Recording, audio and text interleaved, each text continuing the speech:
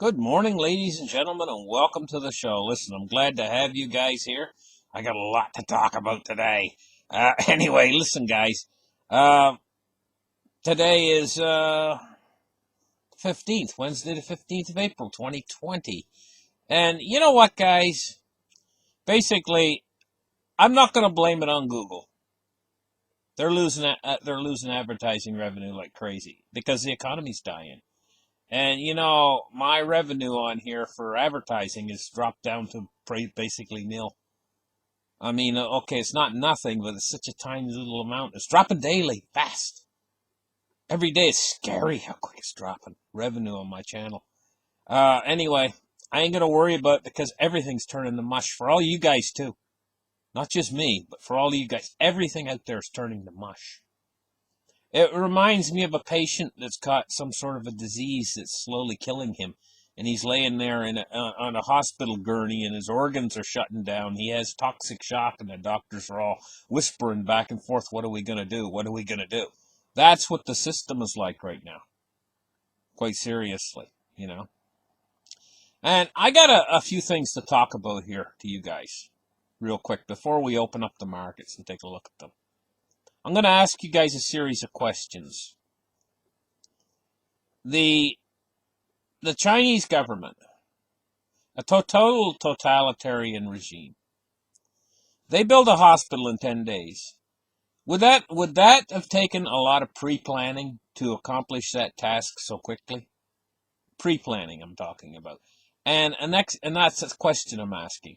And the next question I'm asking is, that the Chinese government's a totalitarian regime.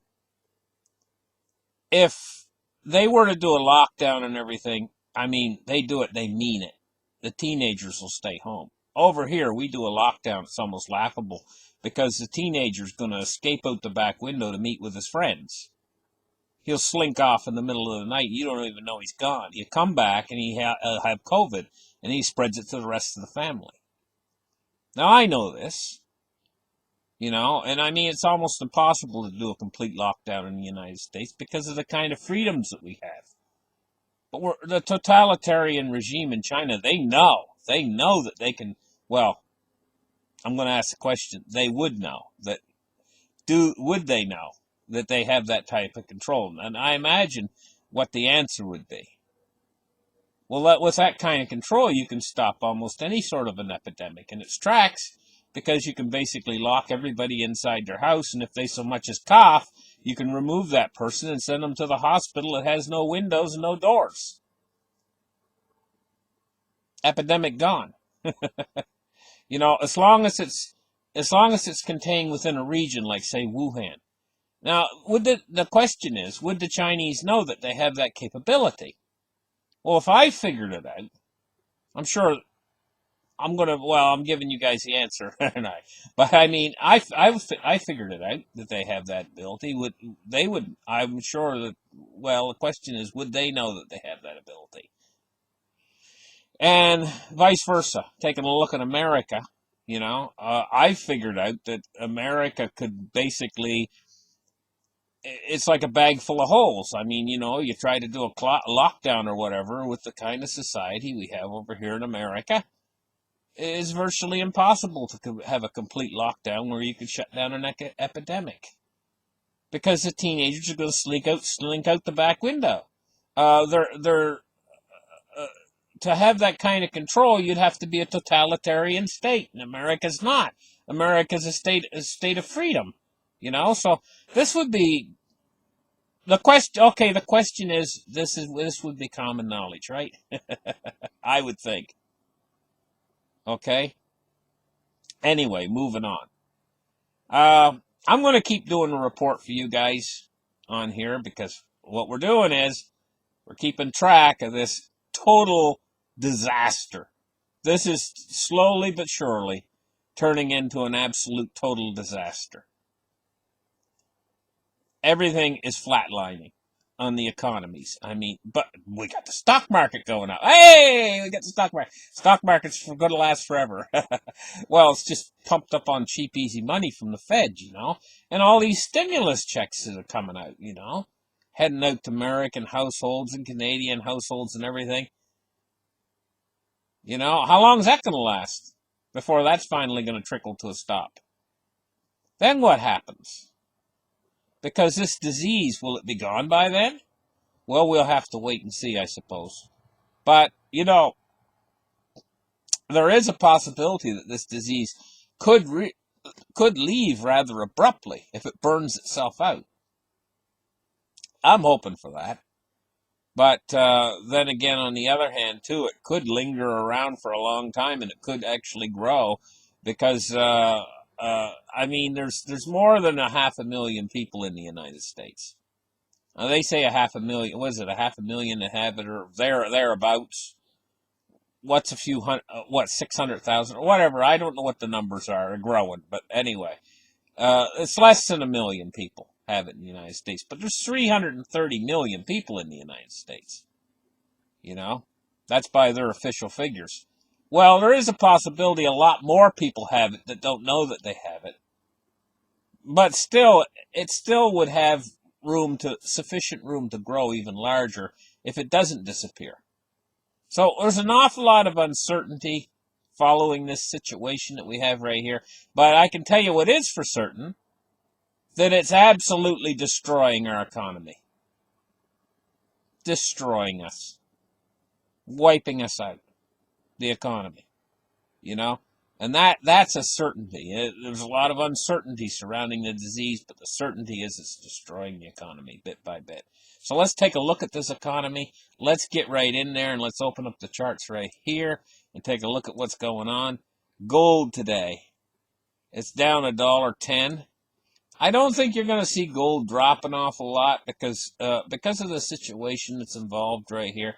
You're probably going to see gold take an uptick, you know, because investors are going to start to really, I mean, at a certain point, really start to panic because how long can the Fed hold up this kind of support, you know, and will they?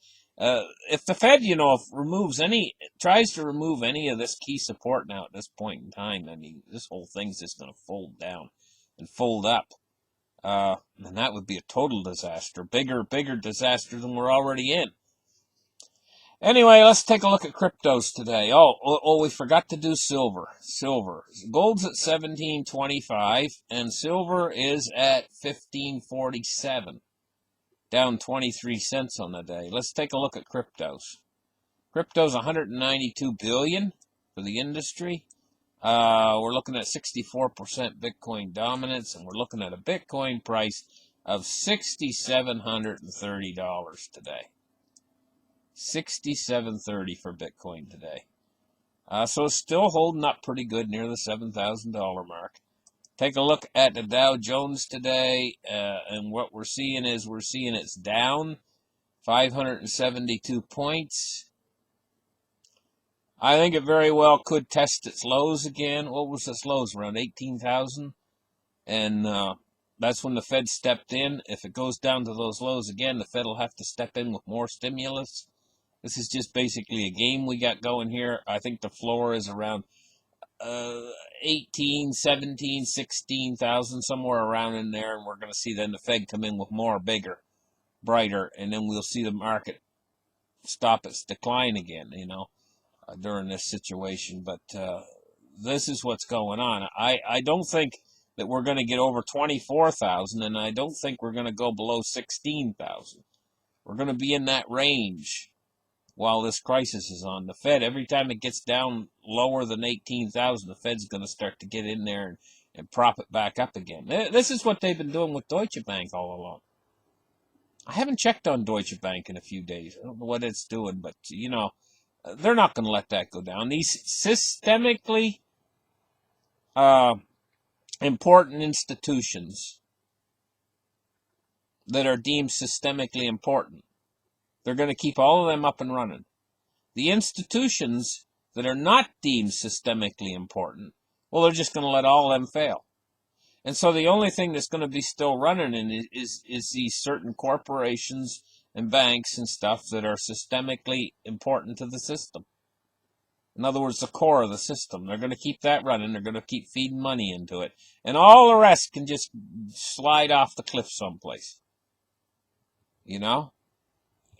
what sort of an economy will we actually have when all that happens? Let's take a look now at crude oil. 1979 for crude oil. It's down 32 cents on the day. Nobody's burning any fuel. Well, I shouldn't say nobody. Honest to gosh, here in Canada, my region of Canada, there's more traffic on my road than there's ever been today. I hear them just driving by, shoo, shoo, cars, shoo, shoo, shoo, going by, just steady. Where are they all going? And who are they all associating with? Don't they realize that there's a deadly disease out there?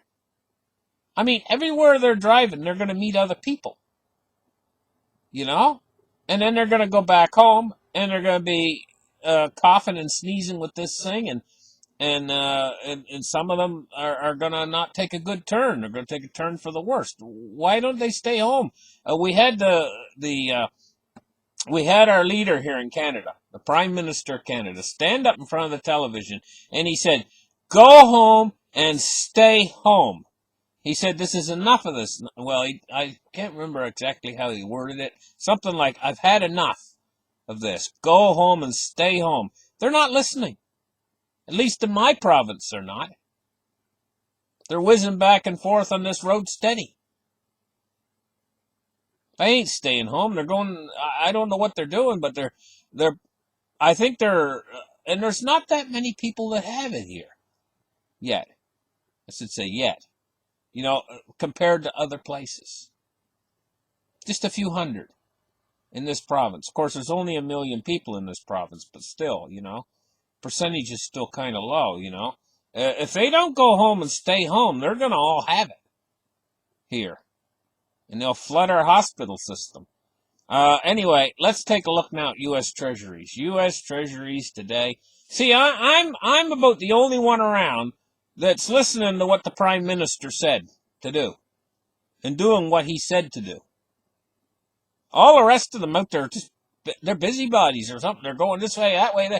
They're driving more. I telling you straight, there's more traffic out there right now than there was before the COVID. I hear them. I hear the cars just going by steady. I couldn't even cross my road. There's so many cars going by it right now to go and get the mail on the other side of the road. I'd have to wait 5 minutes to find an opening to run across the road. There's that many running. And there wasn't that way before.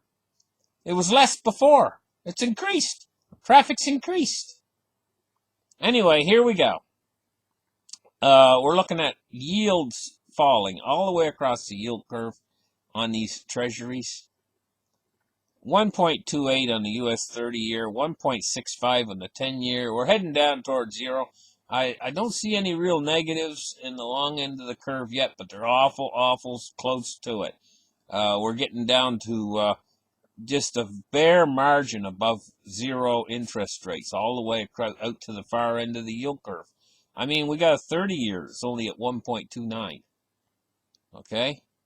Let's take a look at the dollar index today. 99.87 on the U.S. dollar index.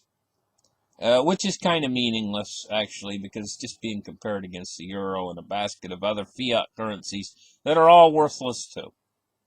You know? I'll tell you, this is quite a bad situation in the world right now. We've never been closer to an entire failure of the system than we are right now. And the system is only being supported and held together with government intervention. And we got a pandemic out there that's still growing. It's a really sad situation. And I'll tell you one thing about the pandemic right now before I go offline. People are into everything. People go everywhere in the world. They're into everything. And we want to talk about bats. They say the pandemic originally come from bats, you know. There's an old saying, comes from the Bible. It says there's nothing new under the sun, or I think it's in the Bible anyway. You know, it says that everything, you know, there's nothing new out there. So people are into everything. They tromps into the deepest parts of Africa, into the jungle, and find every little animal, and they'll pick it up and examine it, and they've been doing this for years. So when I talk about bats, people cook bats, they eat bats, they clean them in the all over the earth, here, there, and everywhere. They grab bats and they do everything with them. They hold them, they make pets out of them, and everything else, you know?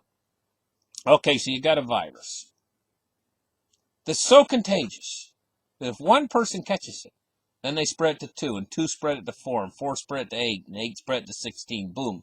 And that's what happened. This virus started in China, and it spread all around the earth very quickly, just from that first person. What do they call that first person? That first person that comes down. I can't think of the name. They have a name for that. Patient zero or something like that, right?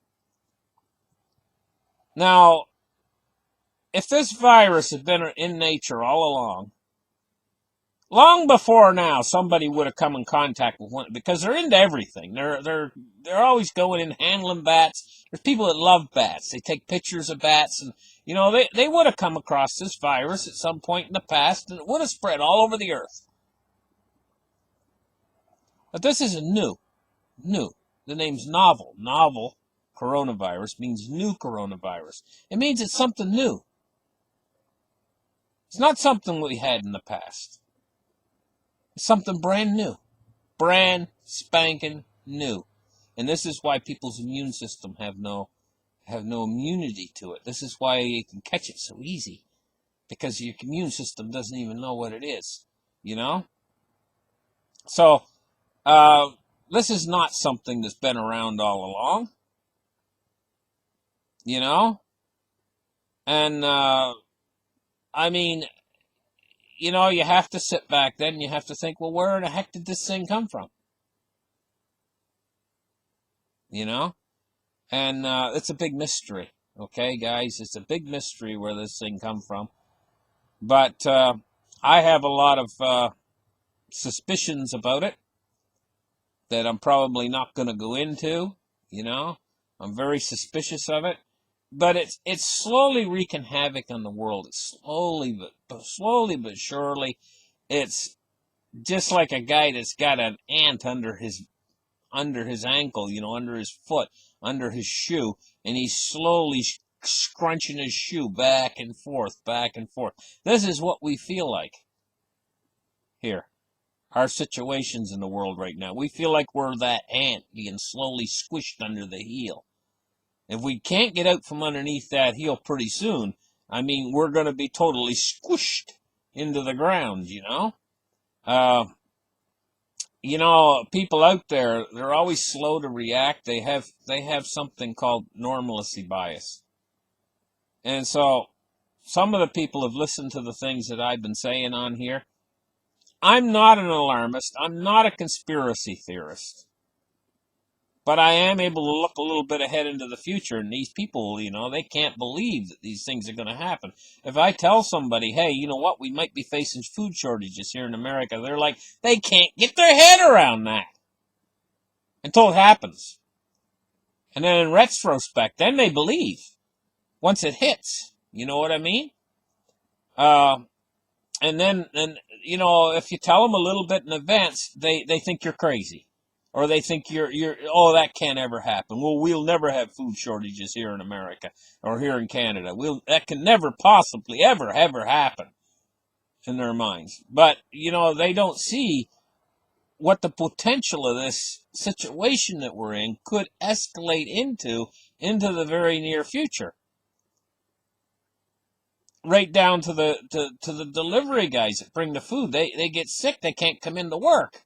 They can't drive the trucks to the store anymore because they're in hospital, with high fevers or whatever, and it takes months and months for them to get over this. Half of their truck driving fleet might be off and stuff, and supply side delivery, all of a sudden it starts to shut down. And the next thing you know, the grocery store's half empty. The next step from that is people out there panic buy on the other side of that coin. The next thing you know, you get empty grocery stores. And you say, well, when will they be restocked? And the people there say, well, we don't know. We don't know. The whole system is I've been doing these shows for practically forever and talking about this, how the whole system has created interdependencies, where the one thing is dependent upon something else functioning. The problem with this is the system that we used to have wasn't that way. It was far, far, far more resilient than what we have now, to something like a pandemic. But if you go back to the 1918 pandemic, it shut down almost everything. Mail delivery would be 6 months late, and stuff like that. But those farmers back then, and stuff, there's a lot of small farms and stuff, they didn't even need electricity to operate. They had horses to run their plows and stuff like that. And so they weren't dependent upon. Now, farms can't run unless they get diesel supplied to them, and the farms can't run unless they get the internet up and running and everything. These are all dependent. One thing's dependent on something else. We've created a system for ourselves that's structurally unsound from the very base. It's like a house that doesn't have a good foundation or is built on sand. Listen, thank you guys for listening. Like and subscribe, and we'll catch you guys in the next show. Bye-bye.